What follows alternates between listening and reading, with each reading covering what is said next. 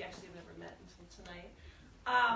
She is a curiosity-driven researcher, a term that you will see around her name a fair amount, curiosity-driven.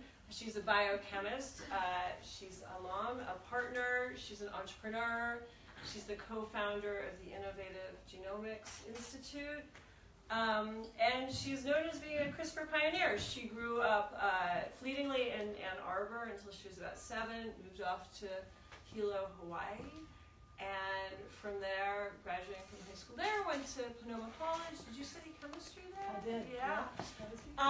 Then went to Harvard, I think a brief stint in Colorado, and then Yale, and opened up her first, is that the term? Her lab, had her first lab in 1994 at age 30.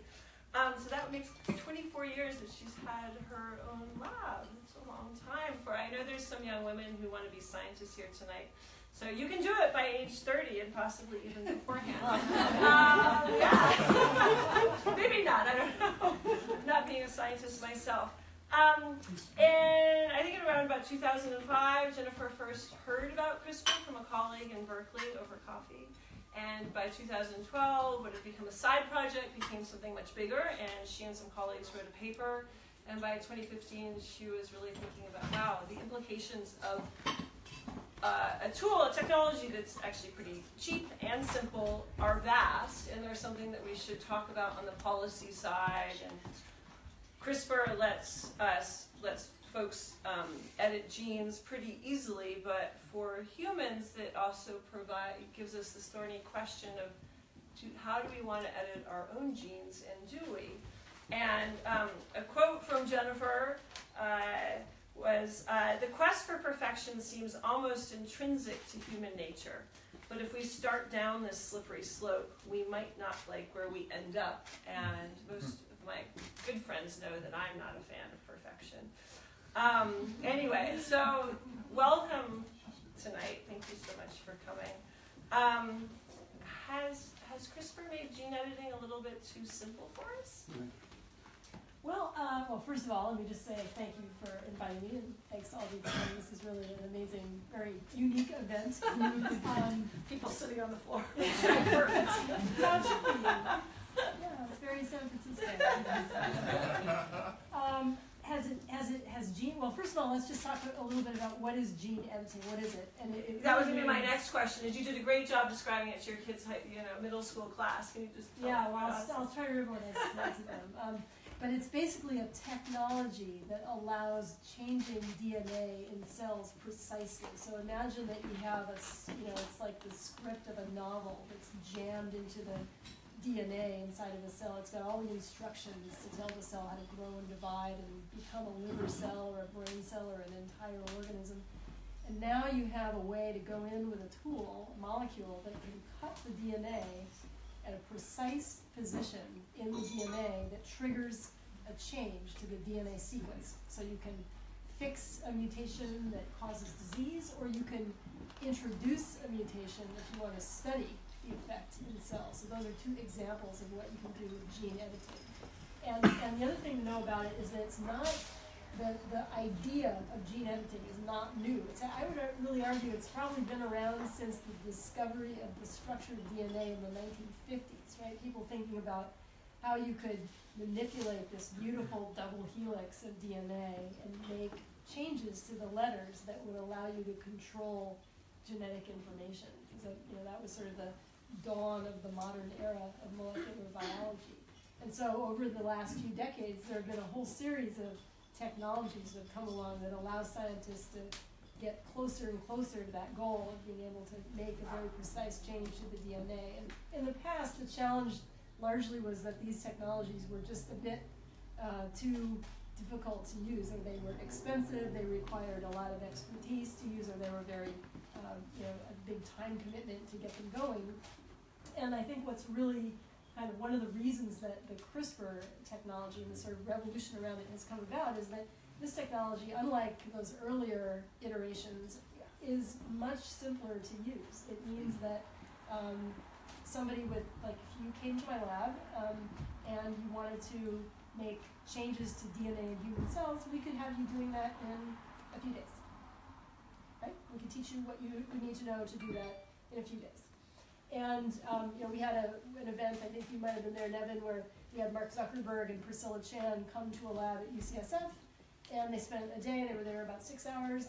And granted, we had everything kind of prepped for them, but they came in, they identified mutations in DNA sequences in the morning, right? And then in the afternoon, they came in and CRISPRed them. And so, it just gives you a sense of how this technology is now,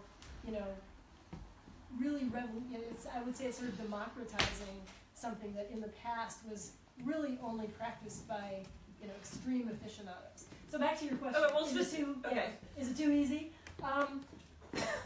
It's a hard question to answer. We have it now, right? We can't go backwards. No. So you did this, but it's not quite scissors, right? It's a Swiss Army knife. I call it more of a Swiss Army knife. Yeah, right.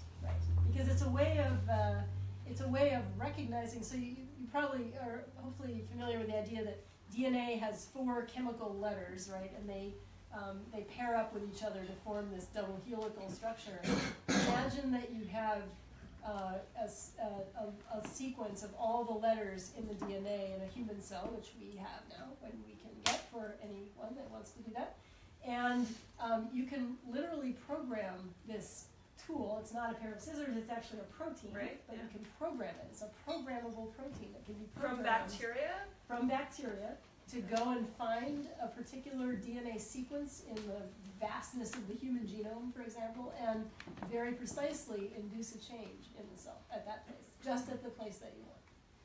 Yeah. What is natural gene editing? Natural gene editing. Yeah. So this is your editing with you're forcing it to happen. Does gene editing happen naturally?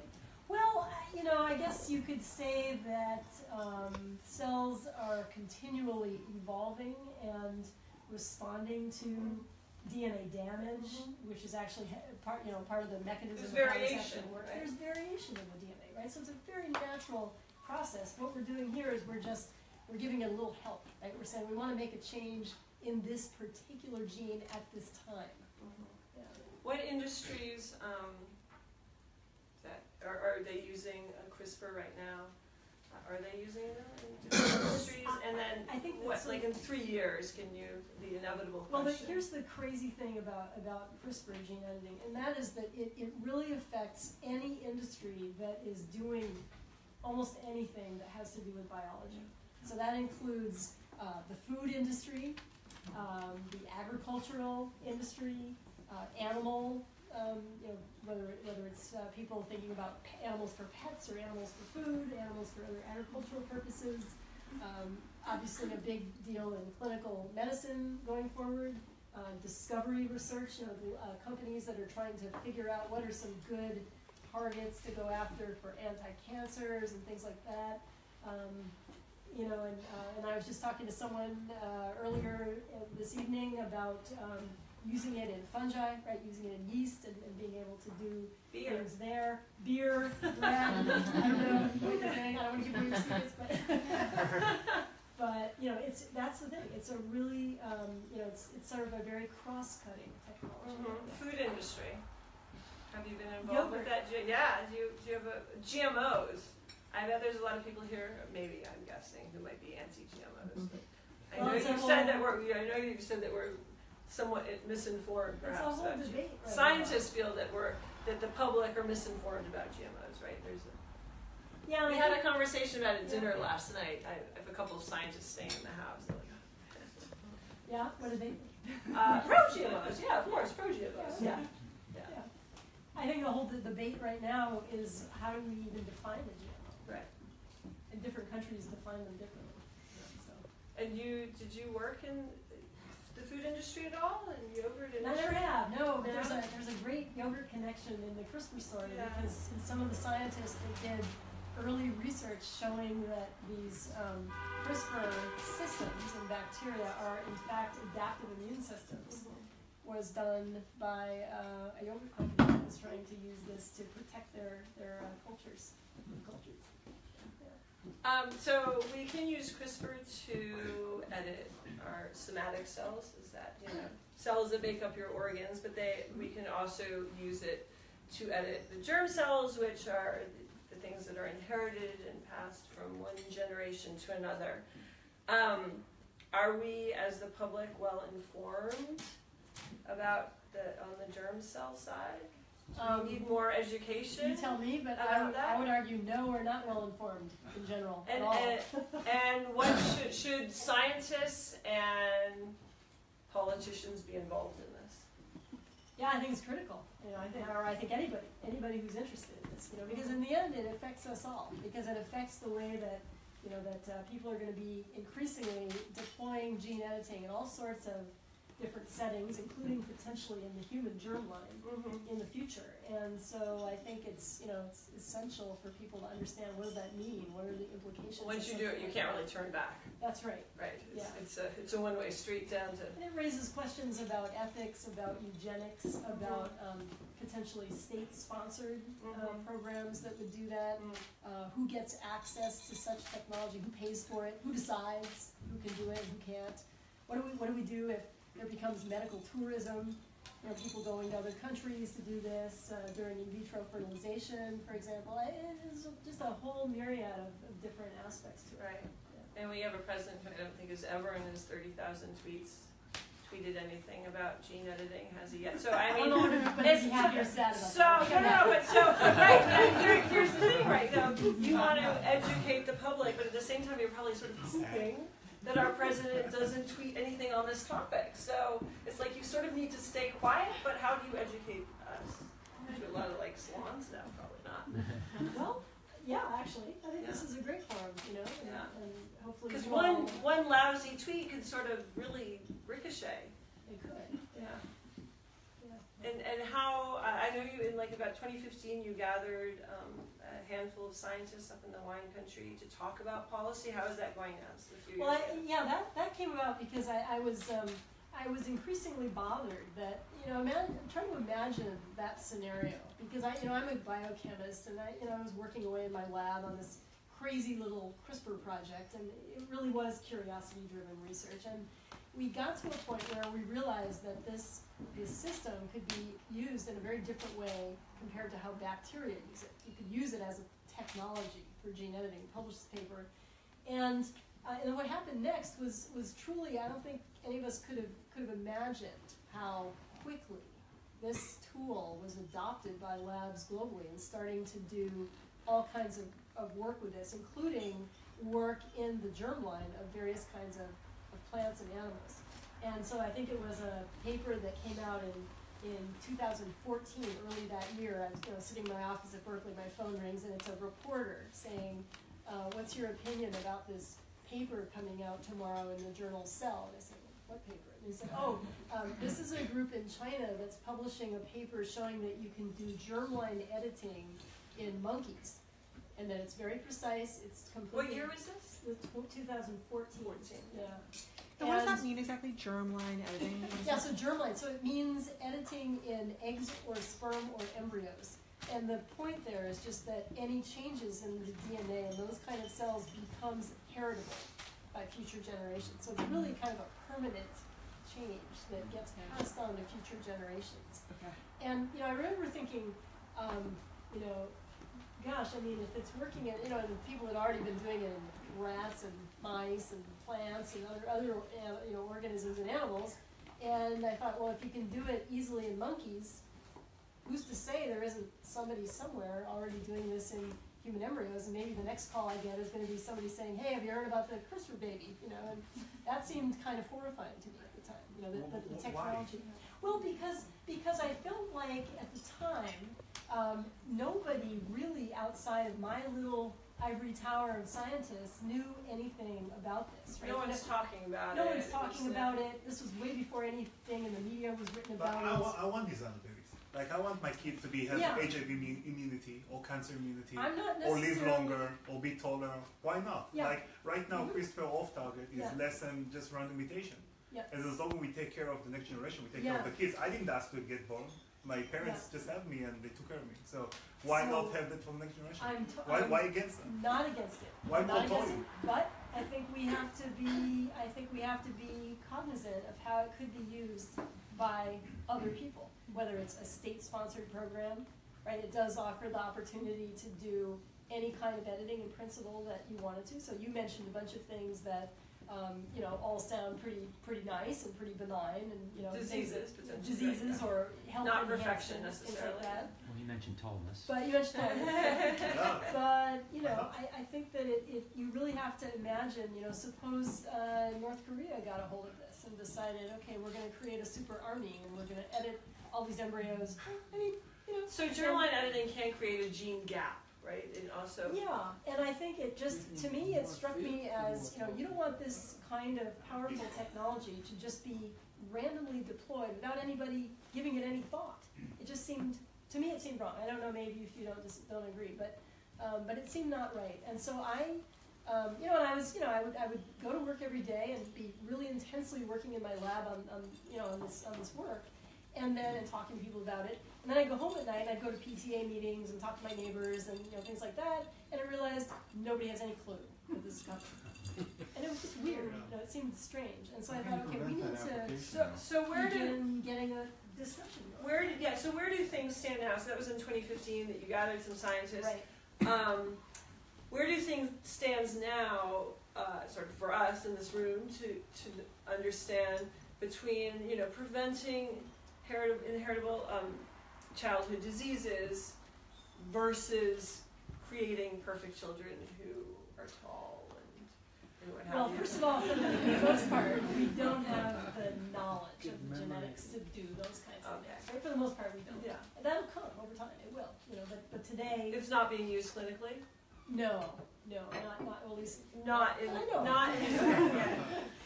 But I think, you know, to your point, I mean, there have been a couple of recent publications that suggest that this technology could be used safely in embryos. Where is this in China? There's some debate about it. No, one was here in the U.S. in Oregon, and the other was in the UK. Are the regulations easier here in the U.S. than harder? Okay. Yeah, and the reason Easy is in that the UK. it's easier in the UK. That's what I thought. Yeah, or in Asia. That's CRISPR tourism. So the UK, strange, yes.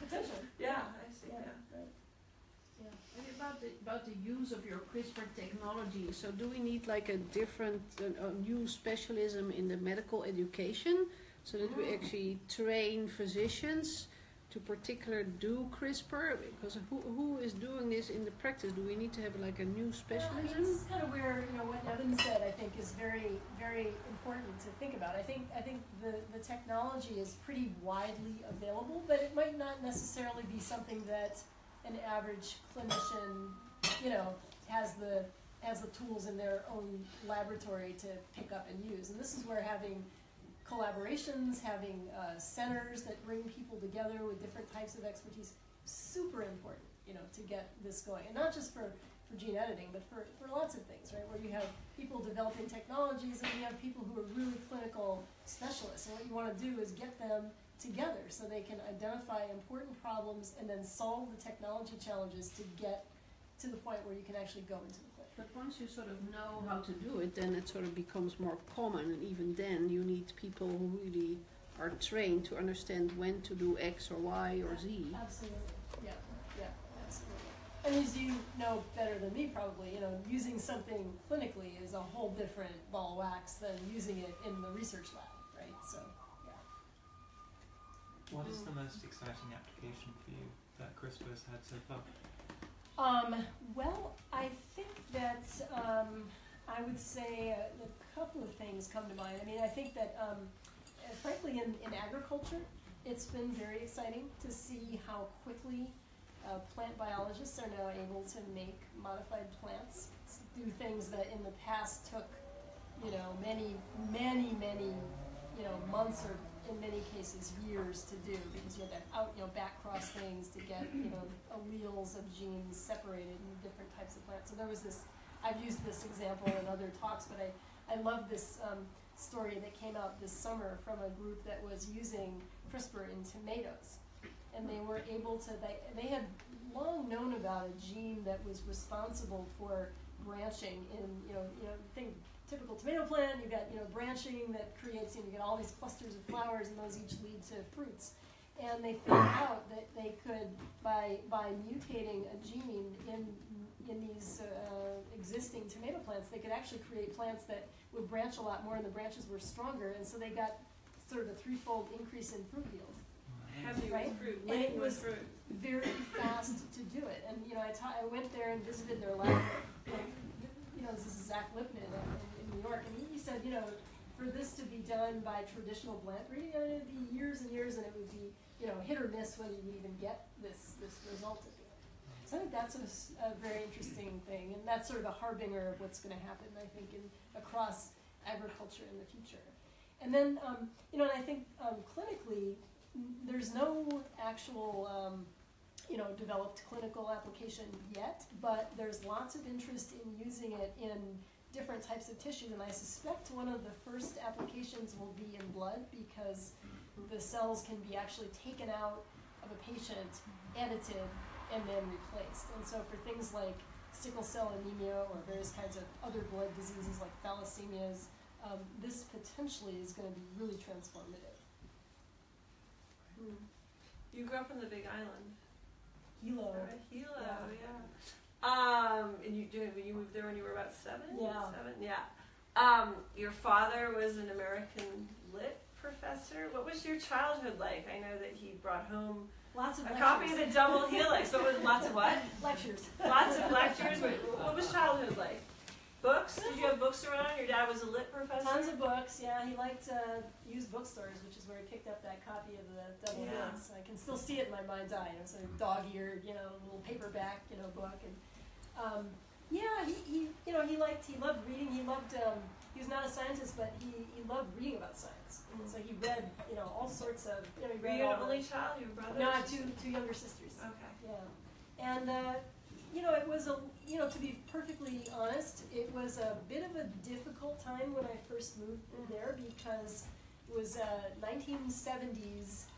Minority. I was an extreme minority, Yeah. right? And I was moving from Michigan to Hilo, and suddenly experiencing a lot of kind of anti-Howley, they called us, discrimination, and I didn't really know what it was all about. It just, as a kid, it just kind of came at me. It's like, suddenly I'm not cool, in many ways. And so I think partly that experience, which went on for really through high school, frankly. How big was your graduating high school class? 400 students. Oh wow, that's quite big. Yeah. Okay, that side of the island. Okay, everyone went there. It was, Right. the local high Yeah. school, right? So, and I think, partly because of feeling a bit ostracized in, socially, I ended up spending a lot of time in the library.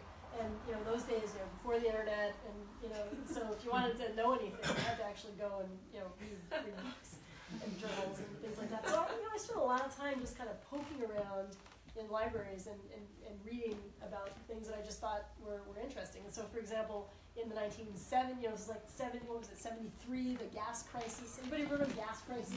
Yeah, Yeah. 72. I think 72 is Yeah, going to be right. 73, yeah. Everyone started then investing in art too. I think around that time. Art? Yeah. Well, in Hawaii, my deal was, Out of energy into art. Yeah. Makes sense. Yeah. But I remember spending time looking up all these how different alternative energy generation approaches might work, and so I just ended up sort of being drawn to different areas of science, and eventually I had the good fortune to meet up with a biochemist who was studying cancer biology, working at the Cancer Center on Oahu. She came over, and the state had one of the nice things the state did, I don't know if they still do this, they had a state-sponsored program that brought scientists in from around the state to go to public high schools and talk to the kids. And so she had come in through that program. And honestly, when I saw that work that she presented, I just thought, I want to do that. That's exactly what I want to do. I want to understand the chemistry of living systems, and I want to understand it at a level where I'll understand why a cancer cell becomes cancerous, and how you can think about treating it. Yeah. So you've spent a lot of time thus far probably in the lab looking in a petri dish, right? So but now all of a sudden you're sort of in the press and talking to groups of people. Have you had a mentor to kick this around with as you become more of a public person? No, I haven't. It's called what do they say? Tough knocks or something. You know? I'm asking this because I know with some young folks here tonight, you know, if you've had a mentor, no, so no, not for any of this. I would say. I mean, I certainly. What have about on the public policy side? Well, there, you know, so the interesting because it's a different world, like science. Very different world. So, you know, there's a lot of obviously very, very good, very accomplished people in that field, and I feel like I've been incredibly fortunate to get introduced to some of them. Some of them live here in Bay Area, of course, and so Hank Greeley at Stanford is one who's been, you know, you probably know him. Yes, he's been incredibly helpful in all of this. And Alta Charo, you may not know that name, but she works at University of Wisconsin, and she's also been very prominent in the whole area of the ethics of gene editing. She's, you know, been around a long time. She worked on in vitro fertilization and stem cells and lots of the kind of hot button issues that have come along in the past. So she's a very knowledgeable person. So I think you have had some people to talk like to. That around to talk to has been really invaluable. Because it can be sort of overwhelming. Lonely, overwhelming, but also like you're on your own, somewhat in a lab. So we live in this world, I think, right now of individualism and the personal brand, and so many scientists have their own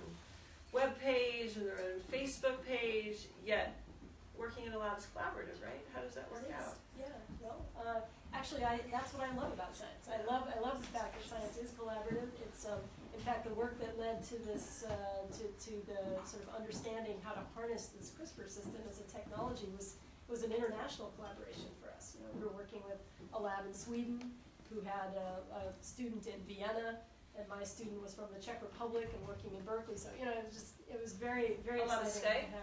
Say what? A lot of Skype? A lot of Skype. Use for Skype. Okay, so one final question, and then I will ask, and I'm sure folks here will have questions. So like I said at the beginning of the evening, these nights that I put together are about tickling all of the senses. I have lots of different interests. I read a lot. I'm outdoors a lot. What else do you do? Do you read? Do you have certain kinds of music you like? Do you run? Do you... Yeah, all of the above. Okay. Yeah, definitely all of the above. Let us know. Tell us. I live, well, you really want to know? Yeah, absolutely. Yeah, for sure. I do tons of different things, and I know lots of people in here do, and it helps us, it makes us understand you more. It helps the creative juices flow. Yeah. I think it does. I live in the East Bay, and I live near Tilden Park. And so one of my favorite things to do is just going up there on the weekends and, you know, poking around. There's tons of trails. And just going out and, you know, being among the live oaks and, you know, getting views of the you know, sort of the surrounding Bay Area. It's very it's grounding. You know, it really kind of nature. Trees are so grounding, right? Yes. I mean, yeah, of what's, you know, really important, what really matters. And but beyond that, I do a lot of reading. Mostly, I have to say, these days it's reading for work, but occasionally I have the pleasure of reading for pleasure, you know, just fun books. And I actually read a fair amount of science that's written for, you know, for a lay audience, and trying to get ideas about how scientists communicate to others. And, do you listen to any podcasts that you should tell us about? I just started listening to Crooked Media. Do you guys know? What is it? Oh, no one's going to know. I've never heard of it. Pod Save America. Highly recommend it. I think it's very interesting. I didn't know much about it. I'd seen little blurbs about it, and then my neighbor recently tweeted it to me and said, "Oh, you really have to check these out." And I started listening, and it's very interesting. But it's not about science, really. It's about, you know, no, that's policy. great. I mean, you don't want to listen about all the same stuff all the time. Okay, questions from here? Yes, Leslie. I have one question just feeding right off of that. Yeah. How much do you think about the work that you do related to the changing politics of the time that we live in? Do you, kind of going back to Susan's question from before, how much do you worry about the new administration and any decisions that they might make or influence they might have? Do you kind of connect these dots much in your work? I think about it a lot. I don't really know what I can do, or any of us really can do about it. I was recently, here's one thing that gives me some hope, I guess, is that I regularly get contacted by government agencies that are, you know, in the federal government who are still, I would say, trying to understand this technology, what it means, what the implications are, what the exciting applications are, where it's going in the future, in the near term, and then maybe in the longer term, and ultimately what should the government do about any of this, So I was recently at the GAO, the General Accounting Office, and I was pretty impressed because I went in there and, it's a very modest building and, people, it's sort of a windowless room kind of thing, but it was packed. There were lots of people there. They asked a lot of really good questions. They clearly had done some reading and, knew some things. And they were, honestly, they were very frank about their own concerns about the leadership of the country right now. And they were basically trying to say, look, you should know that we're people that really want to do our jobs, and we want to do what's right, and we're trying to carry on, even though it's a strange time. So, interesting. You have a question? When it comes to what you were really saying, this is related to something you said earlier about CRISPR. I know that certain diseases, with the letters in the DNA strand, it's like a mutation where a letter is where, like in the sequence, it's not where it's supposed to be. With CRISPR, could you rearrange it? Could you move, I know in lactose intolerance it can, a G is replaced by the T. Could you move it back to make it so you're not lactose intolerant? Yeah, you could move it back. But you're getting to an important point, I think, which is kind of at the bleeding edge of the technology, which is being able to not just disrupt a gene, but to actually fix a gene. And that's possible to do today, but it's harder to do. And so there are many labs that are focused on making the technology even better for doing that. So it's not perfect, gene the technology. correction. Yeah, I mean it's amazing that it's a 5-year-old technology, right? And so it's still very, very new, really. And so there's just a lot of improvements that are continually happening. And I think it's hard to even imagine what it'll be like 5 years from now. But I know the technology will be much better. I don't know how much better, but also, I know that 1/3 of the population around the world is lactase persistent. So, do you think that the technology could expand so it could probably the other 2/3 of the population of the world could no longer be lactose intolerant? Do you think the technology is big enough and moving fast enough that it could expand around the world to be even bigger? So, a normal everyday person could get Gene help. drives. gene drives, yeah, right. Yeah, I think the thing that holds it back actually is being able to physically actually deliver it to all those people, right, and figure out how to do that. But will the day come when that kind of application is possible? I think it will. Right? It's not going to happen tomorrow or next year, but I think we're on a trajectory where you can see that that's happening. That will happen in the future. So you called for a moratorium a few years ago. Yeah. Have your thinking evolved since then? It has evolved, actually. Yeah. At the time that we didn't. What was your try not question? to- I'm sorry. So Yeah. a few years ago she called for moratorium. Oh, moratorium. And I was very I was upset actually. Because I thought as you as a leader in the space, you shouldn't because the public don't understand. And if the leaders say we shouldn't do it, it's bad. Then what should they think? Well, about let's just be clear on what the recommendation was. You still might not agree with it, but the recommendation, it came out of this January 2015 meeting of a very small group of scientists who discussed specifically human germline applications of gene editing. And the idea that came out of that was that really, at least where the technology was at that time, and the fact that almost nobody outside of science had heard of CRISPR at the time, that we didn't want to see scientists rushing ahead to, for example, offer couples the chance to CRISPR their embryos without having vetted the technology, shown that it was safe, had discussions about, who pays for that, who decides if it's okay to do it or not, all of those sorts of things. So it was really just about let's slow things down and provide time for those discussions to happen. But what happened in the interim for me was that, I found out things that, through writing this book actually, that were very interesting.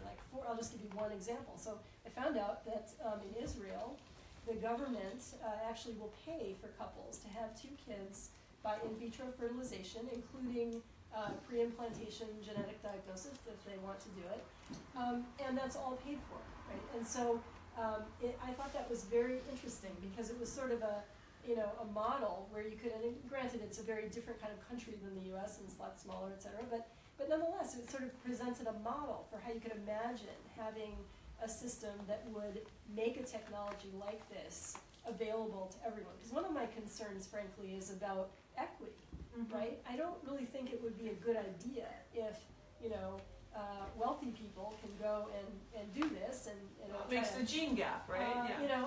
and everybody else is sort of shut out, right? And I just every generation you can, for the next generation you can always fix it. It's not permanent, right? If you can afford it. Did you have a question? Yeah, I think you go first. Do you have any concerns that if we in the West hold back on these technologies, and China goes full force forward without having any of these ethical questions, both for the sake of science, like what does that mean for the state of the art in the field? The U.S. has historically been a leader in these kind of fields. Will we stay there? And also, what does it mean for our populace if they China starts having edited humans and the rest of the world does not? It's something that, the one drawback of putting moratoriums on some of this stuff is, what's that going to mean? Like, how do we if other people some don't? people honor it and some people don't. Yeah, right? some countries go forward with it and we don't. Yeah. Well, think what happened with stem cells, right? Under the Bush administration, stem cell biology was really, embryonic stem cell biology was really shut down in the U.S. for the most part, and it got outsourced elsewhere, not always with great outcomes, right? And so I think that's a good example. But I think you put your finger on a very important point, and I think that just to be clear, I think the idea behind this recommendation, and we didn't actually call it a moratorium because we thought that implies regulation or enforcement. That how would you really do that? But the idea was a slowing things down. Just saying, people, let's do this thoughtfully. Let's not rush ahead.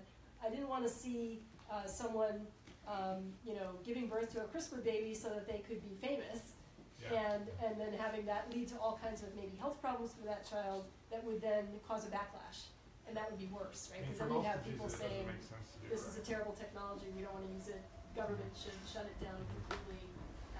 You could imagine a scenario like that. So I think it was really more about wanting responsible use, not saying we should never do this, just saying let's do this thoughtfully.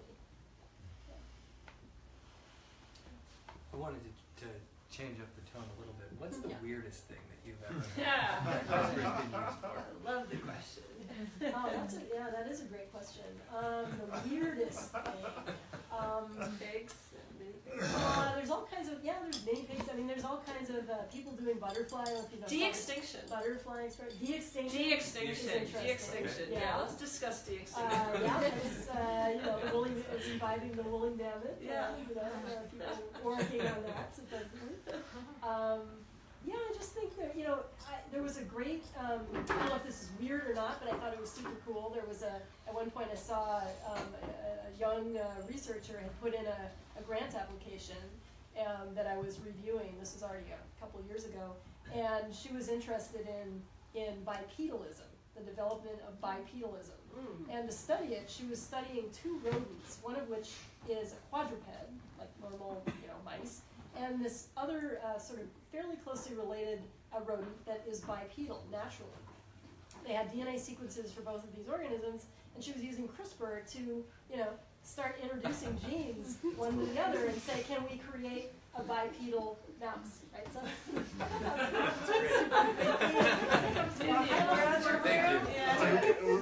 Well, for a similar question, I read a magazine article in 2002. I'm not a science person, talking about how genes. She's a children's book author. Yeah, quite a well-known one. Yeah.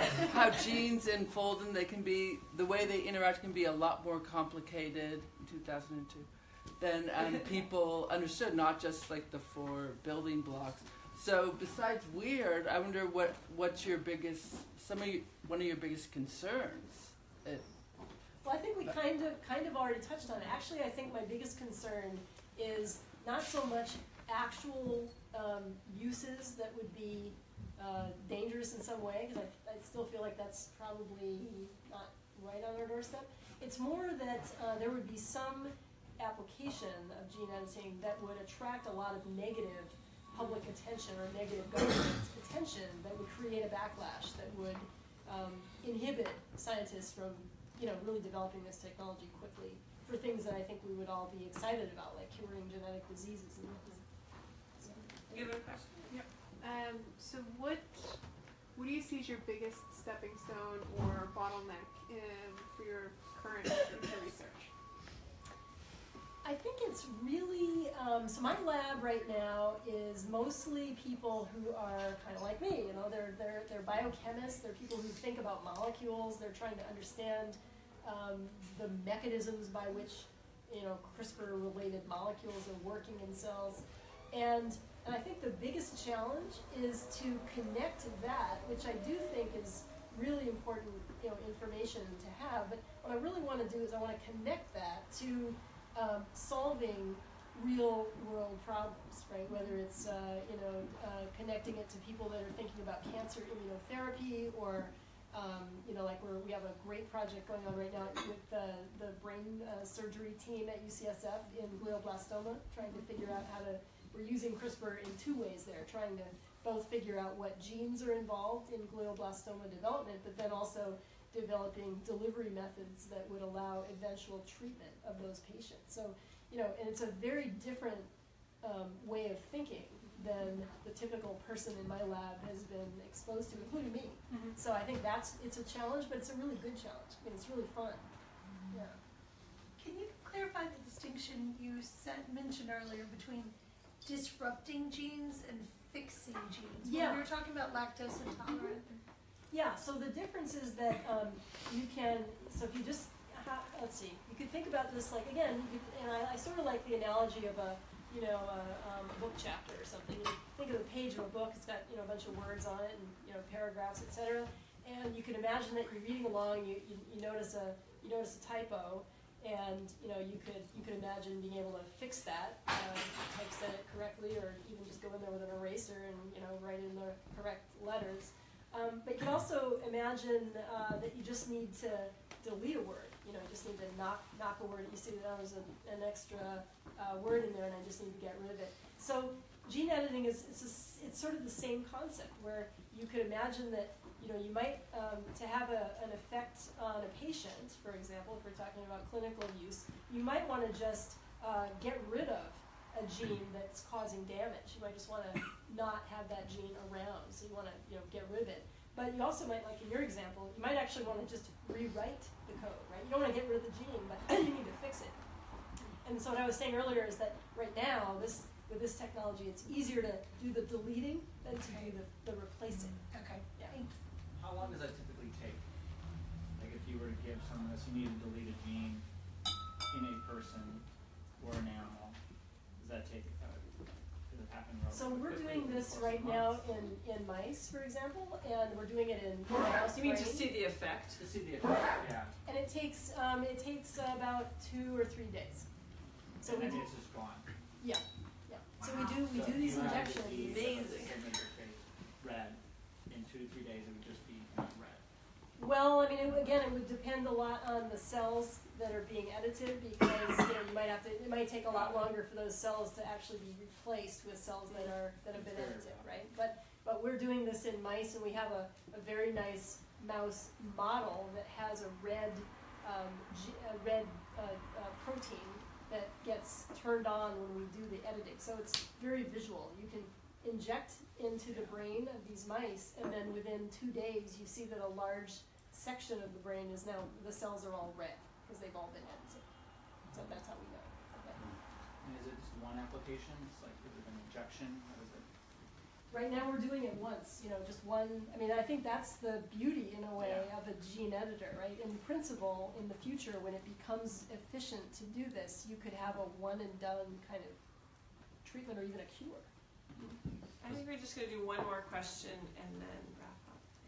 Well, yeah, I was just wondering if you could comment more on the democratization aspect, because one thing is that I think the scientific community in general is going to be really great about making sure that we're really responsible, overall. But the powerful thing is, like, someone in their garage could actually CRISPR themselves, and we've seen this with like fecal transplants. People are actually creating their own pills. Do you think that's the biggest threat to CRISPR? Is someone does that wrong in their garage, and then there's a huge publicity around that, or do you see that as a threat at all? Because that's the I mean, there was a story about that recently, right? Science of America, yeah. Exactly. Because it's really powerful. And it's really it did work out well. Awesome. But that's also the part that could really set it back if something goes wrong there. I think there's a number of things in that category, right, that could happen that would, like you said, sort of set it back in the sense that it could cause a negative public reaction. And in fact, one of the things that I started doing about 2 years ago, and I sort of continually do this, is I work with, we have a gal at Berkeley who does government relations. I'm sure that other universities do. And so what she's been helping me, she used to work for Dianne Feinstein, and she was in Washington for many years, so she kind of knows a lot of the people there who are still there. And so she started helping to draft language that we could just sort of have in a drawer for the day when we get a call from Washington saying, somebody's announcing crisis communication, and right, or something like that. So just kind of being prepared so that we feel like we have something at least to start with in the event that there was a sudden call for we need to do something. Well, related to that, is there any momentum within the international community to establish protocols and standards so at least you have, some kind of, bar that's set? Yep. So if someone's operating below it, it's at least apparent. There is actually. There's a number of organizations. So NIST, for example, the National Institute of Standards and Technology, is leading a big effort that's international to do that kind of thing, kind of establish various standards for gene editing, how you would monitor. Decide, has the cell been edited or not, and is it an accurate edit, and those sorts of things. Also, the International Society for Stem Cell, ISSCR, Stem Cell Research, has been very involved also in sort of at the level of stem cells and how you would monitor editing and these types of cells. So I think that's all been very good, but it's very grassroots, which maybe is good. So I think we're going to wrap up. If any of you have a question for Jennifer, hopefully she'll stick around for a few moments and you can ask her. Thank you so much. So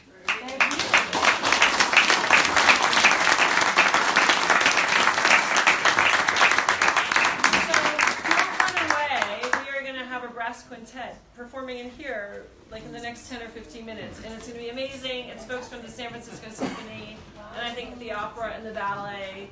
And some of you have heard something like this here a year ago, so stick around. It'll be a completely different theme for the second half of the evening.